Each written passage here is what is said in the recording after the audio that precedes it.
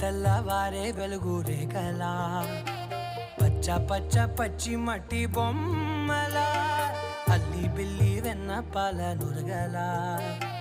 అచ్చ తెలుగు ఇంటి పూల కొమ్మలా దేవదేవుడే పంపగా ఇలా దేవతే మా ఇంట అడుగే పెట్టెనంట బ్రహ్మ కళ్ళలో కాంతులే